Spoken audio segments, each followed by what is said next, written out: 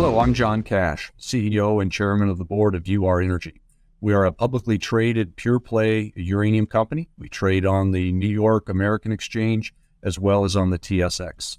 We have two flagship uranium mining properties in Wyoming, both of which are in situ.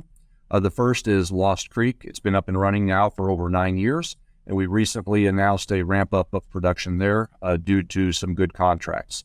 We also have a second flagship property in Wyoming called Shirley Basin, and we have plans to ramp it up as we layer in additional contracts.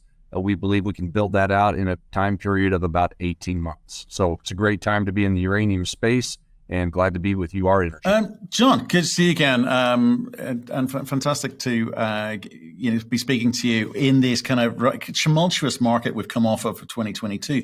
But things are looking a little bit green and interesting again in the uranium market. Would you say encouraging? Oh yeah, absolutely. It sounds like we've got good tailwinds all the time, and the market seems to be improving based on just supply-demand fundamentals. But on top of that, some geopolitics layered in on top of that. So yeah, very exciting time in the market. And I think 2023 is going to be a really interesting year for us. Well, let's hope so. I think we're all sort of tired of talking about potential. And I think now we're seeing everything kind of coming together at the same time. We're off to Luxembourg at the end of the month, to the WNA there. Looks like a big turnout for sure. But look, the immediate news, the recent news, you've raised a chunk of change. Why that amount, and what are you going to do with it? We were pretty well cashed up before the raise. We had well over $30 million, plus we've got inventories of 224,000 pounds that we could have converted into cash. But as we were going to go through ramp up, that takes a lot of cash. I mean, we're going from very limited production to quite high levels of production. So it takes a lot of energy, a lot of cash to get us through that. And while we didn't think we were going to run out of cash, we knew we would be going through a lot of it. So we wanted to raise money while we had money. That's always the best time to do that. You get the best rates from the bankers. And we surprised the market, and that was intentional, and we were glad to be able to do that. So that was the primary reason. The other reason, though, is M&A. We believe that there could be some good opportunities in 2023, 2024 to make acquisition on some really good quality properties in the United States, potentially Canada, potentially Australia. We're looking very hard at those opportunities, and we'd like to grow the company. But we're going to be very disciplined in that growth strategy. We always have been. We always will be. We're only looking for good, high-quality assets that we believe we can bring into production at today's market or in the very near future. But anyway, for those two reasons, to stay cashed up, but also to put us in a position where we can be at the table in M&A discussions.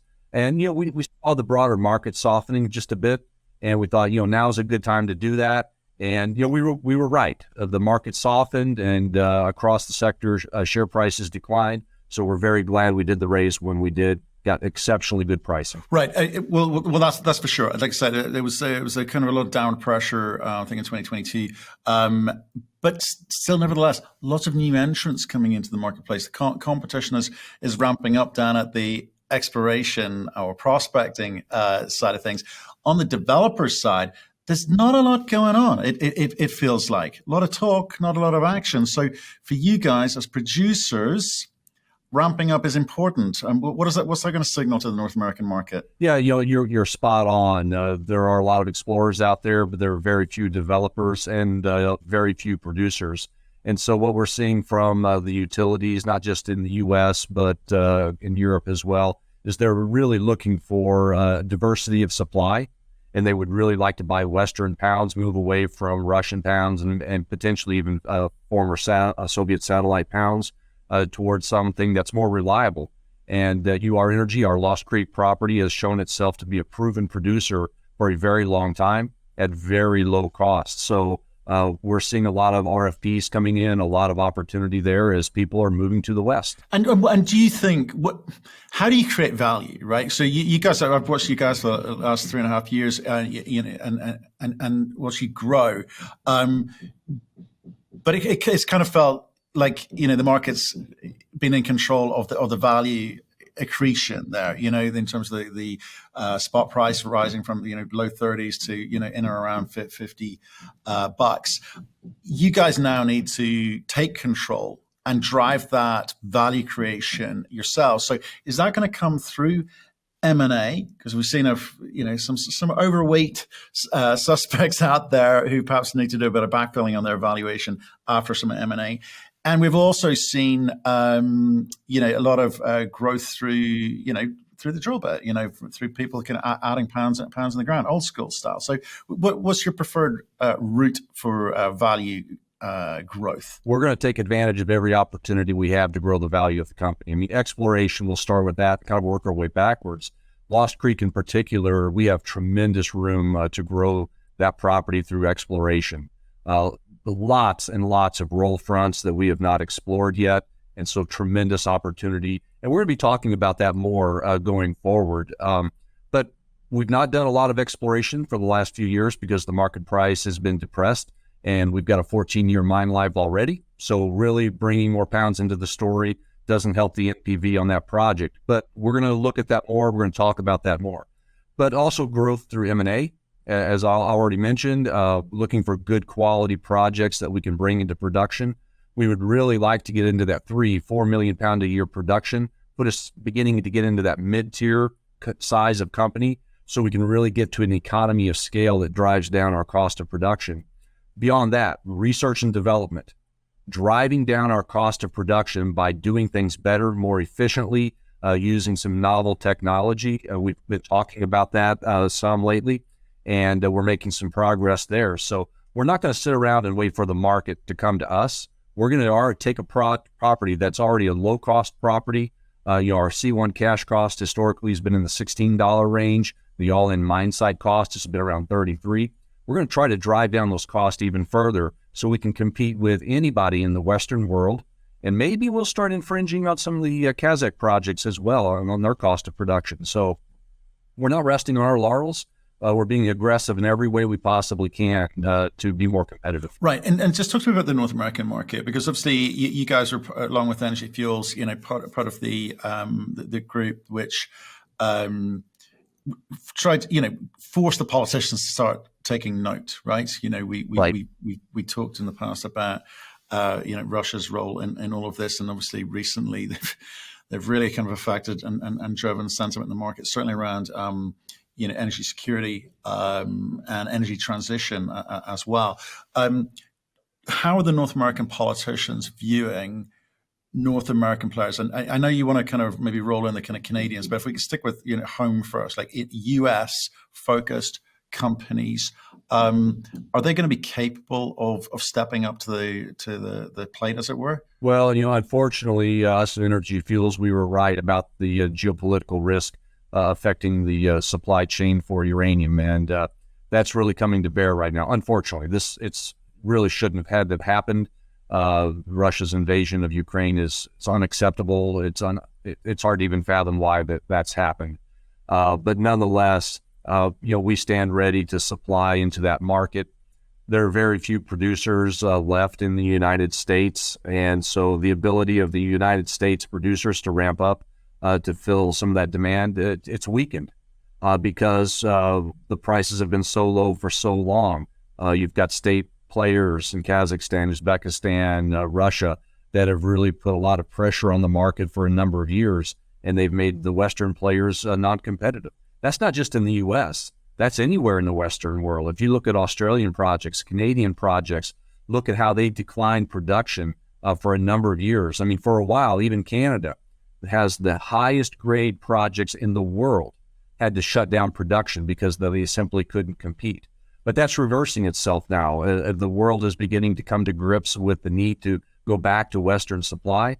Those mines are coming back online. Certainly, we're coming back online with significant new production, but it's going to take time, and it's going to be a difficult process. One of the things that people don't really appreciate is mining is hard. Not just uranium mining, but mining in general is hard. It's hard to permit. It's technically hard. Environmental regulations are challenging. There's so many challenges that we're up against in any commodity when you mine, and uranium mining is no different.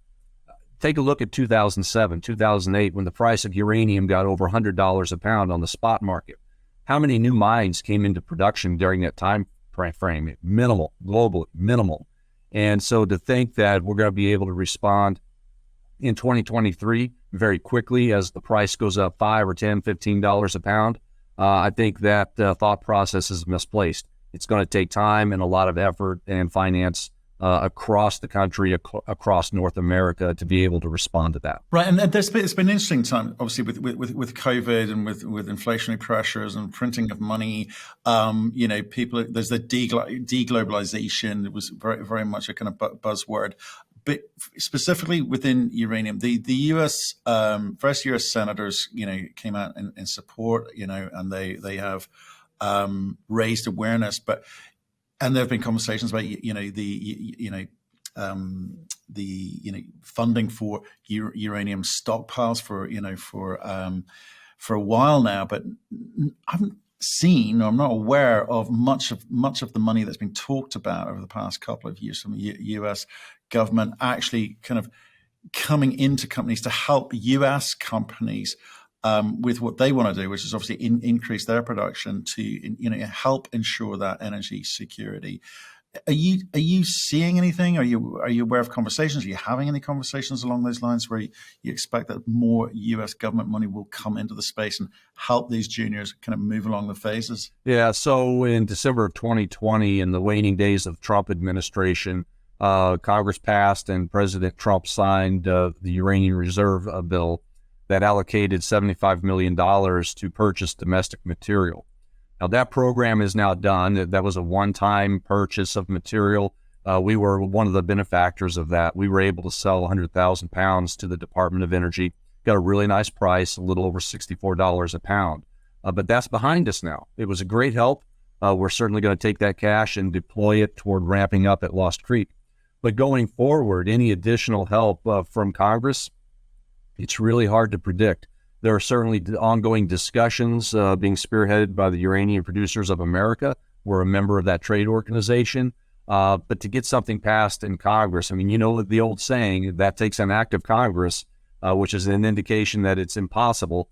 But yeah, we're not betting the company on that.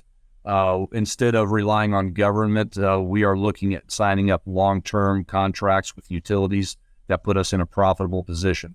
Now, if the uranium reserve is expanded, we'll be glad to participate in that and produce into that and help fill up that reserve to improve security of supply here in the U.S. But we're certainly not betting on it, and just a bit agnostic on it right now. Right, and were there conditions precedent with that first 100,000 pounds that you sold into the uranium reserve, and would you expect more conditions if there was, additional monies to go into a U.S. uranium reserve fund?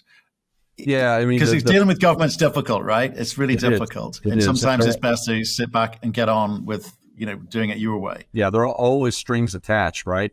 So yeah, the first round, they had to be U.S. produced pounds, had to be from a U.S. producer, and at this point, man, I don't think that there are a lot of U.S. pounds left. All of those pounds were out of inventories.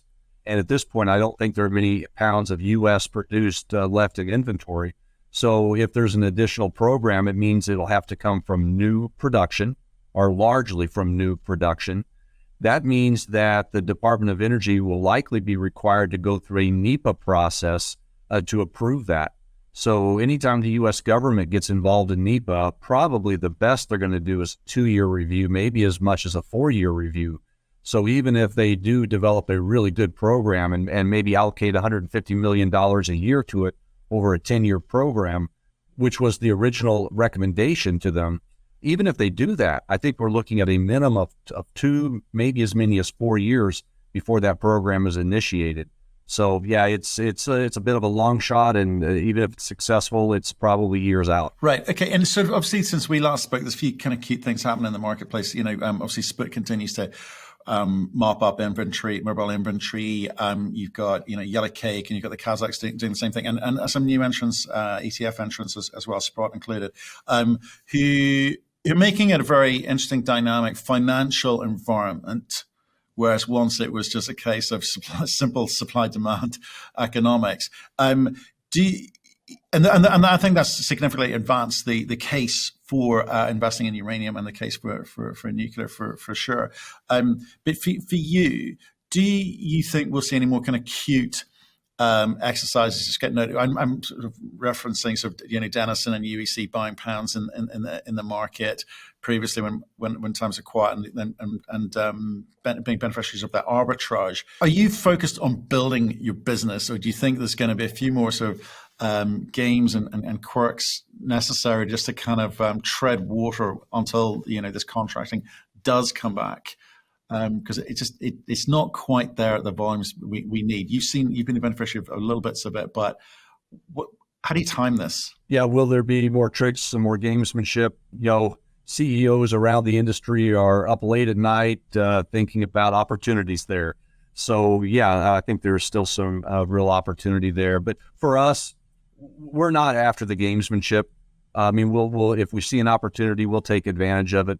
But we're more interested in being producers and keeping that cost as low as we possibly can to try to increase the revenue for the company and the profit margin for the company. That's us. That's UR Energy. In some ways, that distinguishes us from a number of our peers, not just in the U.S., but globally. And so that's our mantra. That's what we're going to try to continue to do. And hey, we'll look for opportunities, but in our hearts, we're miners, and that's where we want to be. Okay, that's interesting. Eyes on the prize. I don't know if you kind of caught Irana doing ISR tests in Niger. Yeah, unusual one. Yeah, what do you think of that? Yeah, in-situ is a fantastic technology.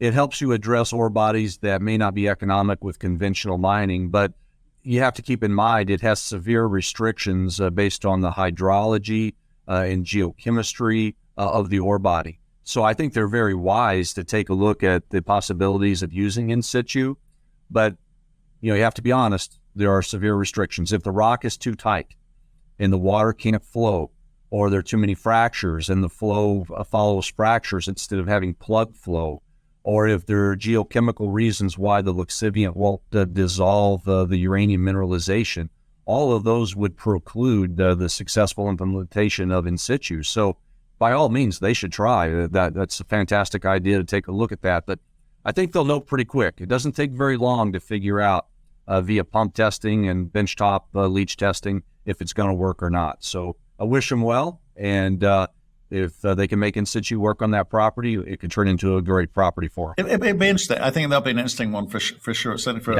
others in Africa with their bodies.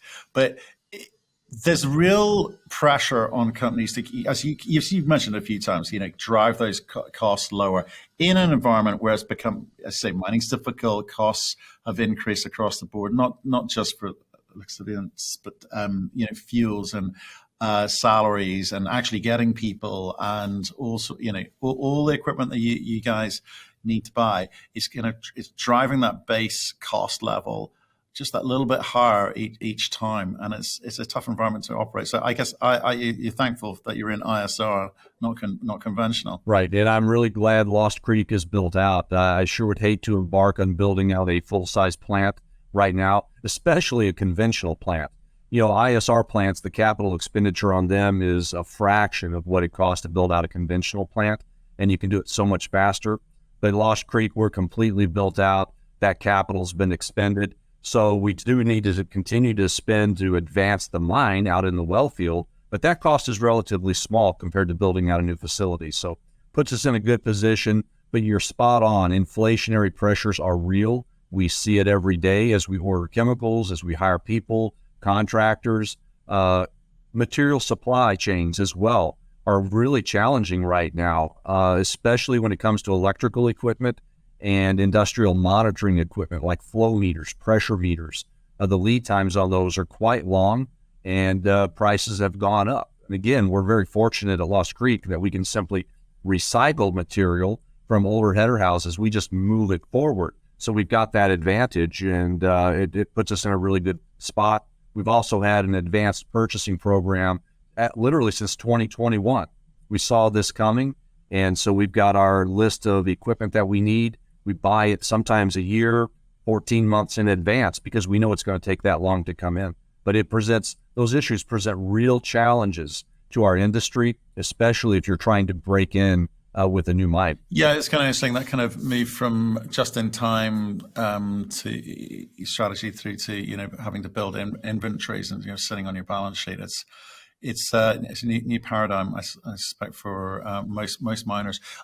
Just on something you mentioned earlier with regards to trying new technologies over and above conventional ISR technology. What do you mean by that? So for a number of years in the in-situ world, the prices have been so depressed, people are just kind of trying to hang on, save a dime everywhere you possibly can. So there's been little research and development, but we're trying to reverse that trend. We've had a number of successes in the last few years with well abandonment methods, with some water treatment disposal techniques, some permitting opportunities that we've brought to bear. We've been very successful, and then our peers in the U.S. follow us in a number of those. But in late last year, we announced 2 new research and development programs that we're working on. Both of them focus on reducing our environmental footprint, but at the same time, lowering cost. And we believe there is a lot of opportunity to accomplish both of those goals. But the first one that we're working on is a new well casing and installation methodology. We've completed phase 1 testing on that. We've successfully installed 6 wells. And initially, it was very difficult. We worked through some of the challenges. This was all very new, but we've worked through that. We've got it figured out. And now we're moving on to phase 2 testing to develop the wells and ensure that they will take water. This is all very challenging. It's all new. It's never been done before. It's cutting edge. And so I can't guarantee you what the outcome is going to be, but we're optimistic we're going to be successful. We've applied for a patent, and we should be hearing back from the U.S. government on that within a few months if we're successful with that patent. So that's fantastic. It looks like right now with the initial testing, we're going to reduce the drill rig time for injection wells by 75%. That's a real impact to the bottom line. I think we can save between $2.50 and $3.50 a pound if we're successful with the implementation of the technology. The second R&D program focuses around water treatment and filtration. Disposal of wastewater in any industry is expensive. And so we want to reduce the amount of wastewater we generate.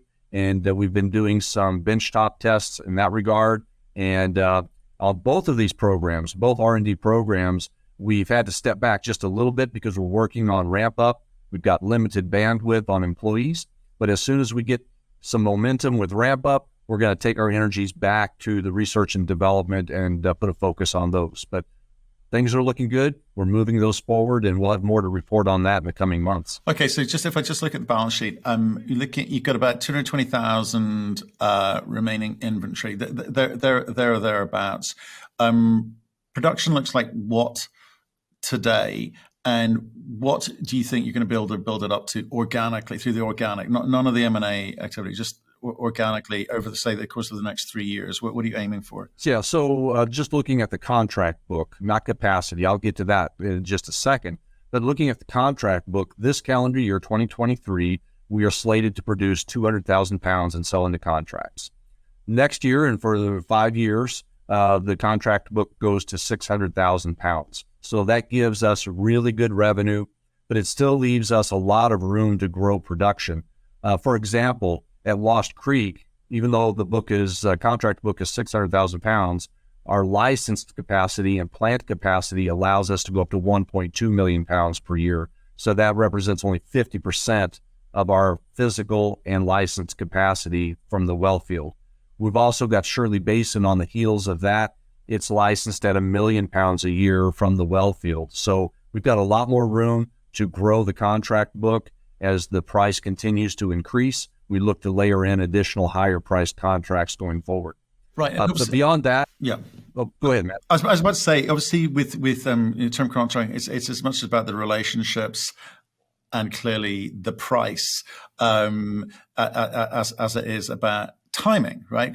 I think timing for businesses is absolutely critical. So again, you can go out and get contracts at lower amounts, but that's probably not in your vested interest. So how do you get that kind of balancing phase between what's acceptable, given the margins you want to achieve, versus what makes sense now, possibly at lower prices, just to kind of get your foot through the door, get into contract books where you haven't got contracts at the moment, and establish yourself as a trusted producer into the U.S. market? Yeah, I've got my crystal ball behind me, and I look at it every day to see where the prices are going to go, and it never gives me the answer I want or anything reliable. So since we don't have the crystal ball working, what we do is we just try to layer in sufficient high-priced contracts to give us good revenues so that we don't have to keep going back and tapping the market. We also try to leave ourselves some good blue sky that I mentioned earlier. We have a lot of additional capacity to grow beyond that. But I should comment on pricing as well. The contracts we've signed to date are very high-priced contracts. They are significantly better than the spot price or the published long-term price. And that's because of two reasons. First off, we're a Western producer, and utilities globally are looking for more reliable supply. So they were willing to give us a significant bonus to do that. And also, they were willing to go out on a limb a little bit and say, hey, look, because of that desire to get more Western production, we're willing to incentivize new production or to bring production online. So because of that, the first two contracts we've signed are at exceptional pricing. They are very profitable on an all-in company-wide basis. So I have to keep repeating that because people are concerned, hey, you're giving up the farm here at $50 a pound. Oh, no, we're not selling at $50 a pound.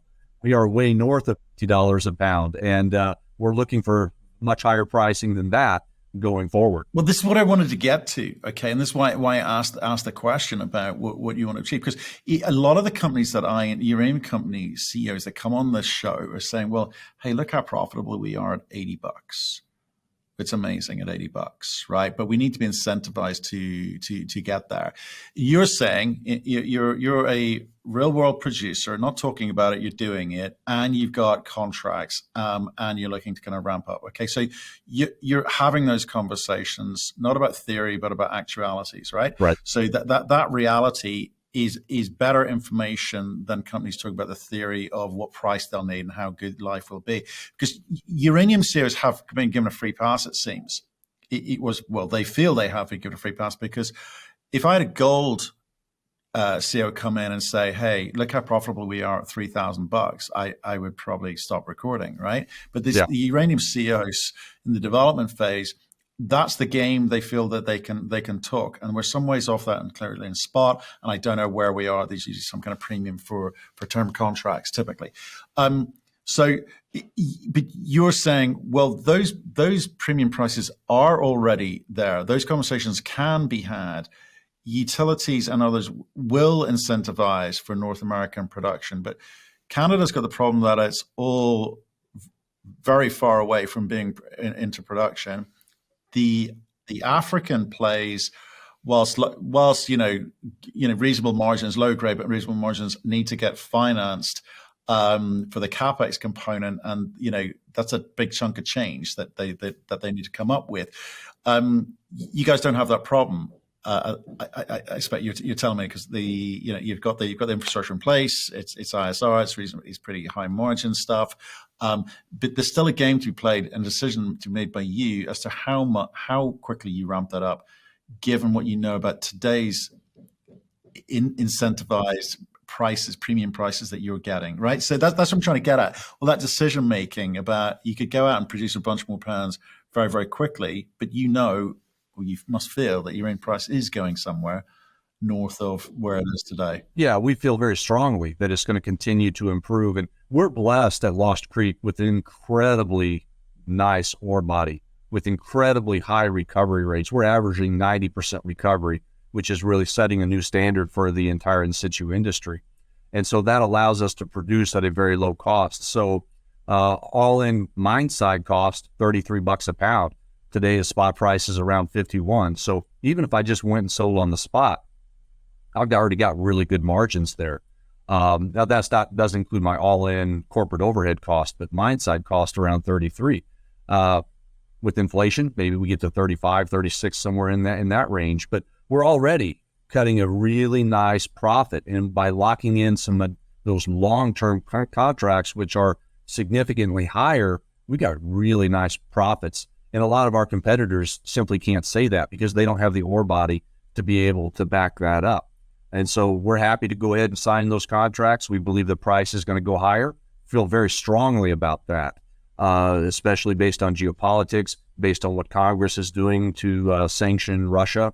I'm feeling stronger every day that that's going to happen, that supply is going to get cut off from Russia. I think that's going to continue to put pressure on the price, put pressure on overfeeding, create more demand. And I think we're headed to a good place. We're ready to benefit from that. And I would just add too, Matt, that for my peers, my competitors that say, well, hey, we'll ramp up later to feed into that, you got to be careful with that philosophy because ramp up is never easy.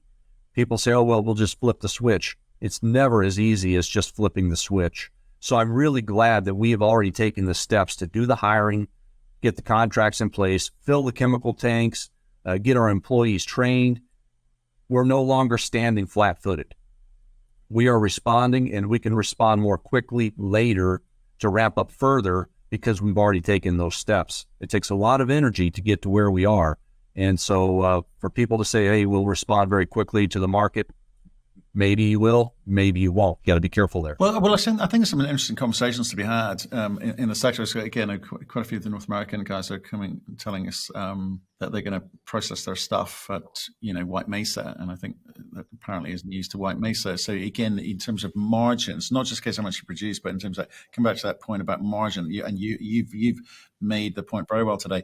It's about the margins that you're going to be capable of making, because marginal projects possibly will struggle, and those that can't actually process, well, are not in control of the price at which they process, will be in trouble. So it's an interesting time in the North American market for sure, and should be an intriguing 2023. Yeah, it will. It seems like it's just a great time to be in our space. I think it's more positive now than it's been in probably 20, 30 years.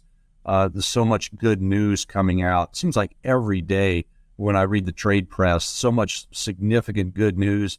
In just the last few days, India has announced that they're going to be bringing on 10 more reactors. Greta Thunberg, probably one of the strongest anti-nuclear advocates out there, has softened her position and has recommended that Germany keep their reactors online.